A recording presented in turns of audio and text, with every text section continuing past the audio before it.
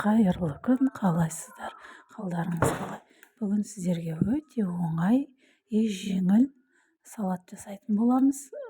Қонақ келгенде ұялмай дастарханға қойып ұсына бересіздер. Тез оңай салат. 5 минутта дайындалатын. Қиярымызды ұзыннан турап аламыз. Солонка қылып ұзыннан турап салат өте әдемі шығады. Дастарханға тарелкаға салған кезде әдемі болып шығады. Қиярымызды ұзыннан турап алдық. Енді қызанағымызды турайтын боламыз. Бұны да жіңішке қылып ұзыннан тураймыз. Қанша жіңішке болса, сонша әдемі шығады. Енді етімізді тураймыз. Етті де барынша жіңішке қылуға, әдемі болып шығуға.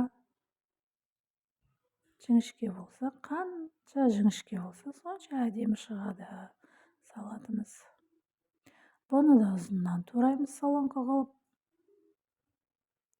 Енді шұжығымызды осылай жіңішке қылып алып, кейін ұзынша турайтын боламыз. Шұжықты да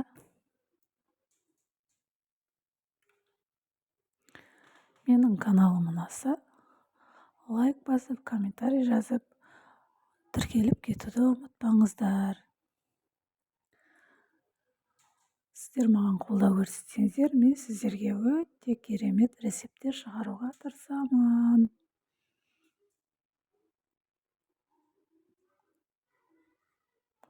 Шұжығымызды болайын деп қалдық, турап. Енді жұмыртқамызды алдын ала қайнатып аламыз.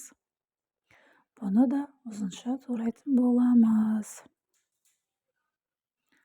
Қайнатылған жұмыртқаны өздеріңіздің салаттарыңыздың шамасына қарап, қанша жұмыртқа болса, соған қарап сала бересіздер. Менде 6 жұмыртқа болды.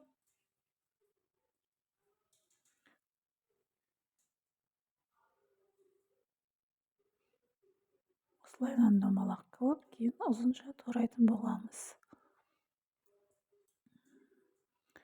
Қонақ келгенде ұялмай алдына ұсына бересіздер. Тез дайындап. Оңай әрі жеңіл салат.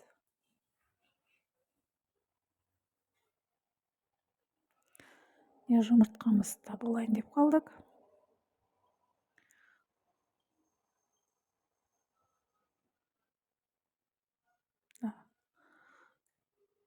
Ұзыннан тураймыз.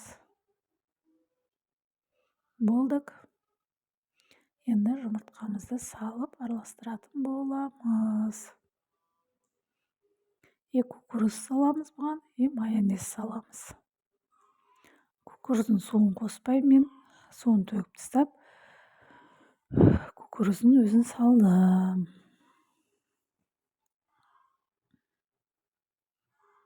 Қандай әдемі болып шықты салатымыздың светі. Дайын болған салат бізге ас болсын. Менің каналым ұнаса, тіркеліңіздер.